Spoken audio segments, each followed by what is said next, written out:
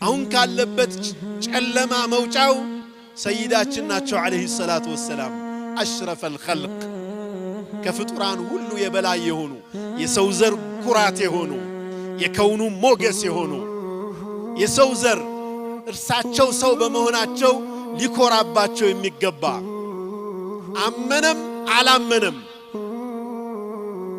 ባያምንባቸው እንኳን በሰውነታቸው ቢያጠናቸው ሊያደንቃቸው ሊያከብራቸው የሚገባ ታላቅ የአላህ መልእክተኛ ናቸው አለይሂ ሰላቱ ወሰላም።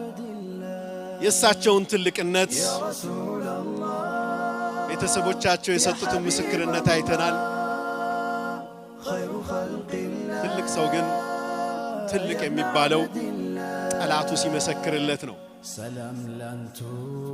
ማን ነው እስኪ እንደው በቃ ጠላቶቹ የመሰከሩለት በደግነቱ በትክክለኛነቱ ማን ይኖር ይሆን ምድር ላይ? ነብዩ አለይሂ ሰላቱ ወሰላም ሂራቅል ከአቢ ሱፊያን ጋር ባደረገው ውይይት ላይ የነበረውን ውይይት ብናይ ሂራቅል ይህንን ይጠይቃል። እናንተ ዘንድ እንደው ዘሩ የሚታወቅ ነው ወይ?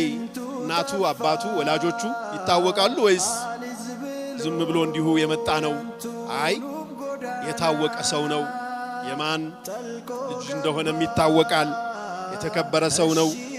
ይህንን ነብይ ነኝ ያለውን ነገር ካሁን በፊት ያለ ሰው አለ እንደ እናንተ ውስጥ ነብይ ነኝ ያለ እሱን አይቶ ነው እንዳይባል፣ አይ የለም። ከዚህ በፊት በውሸት ተጠረጥሩት ነበር እንዴ? አረ እንደው መሐመዱል አሚን ነው ስሙ። በፍጹም በውሸት ጠርጥረነው አናቅም። ከወላጆቹ ከአያቶቹ ንግስና የነበረው አለ እንዴ? ያንን ክሌም ያደረገ ይሆን? አረ ማንም የለም። በመጀመሪያ ዋሽቶ ያቃል ወይ ሲለው አቡ ሱፊያን አረ በፍጹም ዋሽቶ ያቅም ሲለው በሰው ላይ ያልዋሸ በአላህ ላይ አይዋሽም አለ ሂራቅል። በሰው ላይ ዋሽቶ የማያክሰው በአላህ ላይ አይዋሽም አለ። ወላጆቹ አባቶቹ ንጉሶች ናቸው ብትለኝ ደግሞ ምናልባት የአባቶቹን ንግስና ፈልጎ ነው የተነሳ እል ነበር አለ። እሺ ሌላው ታላላቅ ሰዎች ነው የሚከተሉት ክብር ያላቸው ሰዎች ወይስ በማህበረሰቡ ዝቅተኛ ደረጃ ያላቸው በማህበረሰቡ የተገፉ ሰዎች ናቸው የሚከተሉት? አይ ደካሞች ነው የሚከተሉት አለ። ሂራቅል ምን አለ? የሩሱሎች ተከታዮች ሁሌም የተገፉ ደካሞች ናቸው።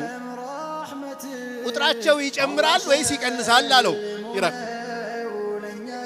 አቡ ሱፊያን በል የዚዱን አይ የጨመረ ነው ቁጥራቸው አለ።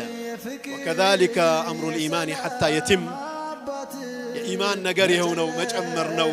በደንብ እስኪሟላ ድረስ እየጨመረ ነው የሚሄደው አለው። እሱን ጠልቶ ከዲኑ የሚወጣ አለ ወይ አለ ሂራቅል። አይ እንደዛም የለም አለ። ኢማን ልብ ውስጥ ሲገባ ጽናት ይፈጥራል፣ ተመልሶ የሚወጣ የለም አለው ሂራቅል።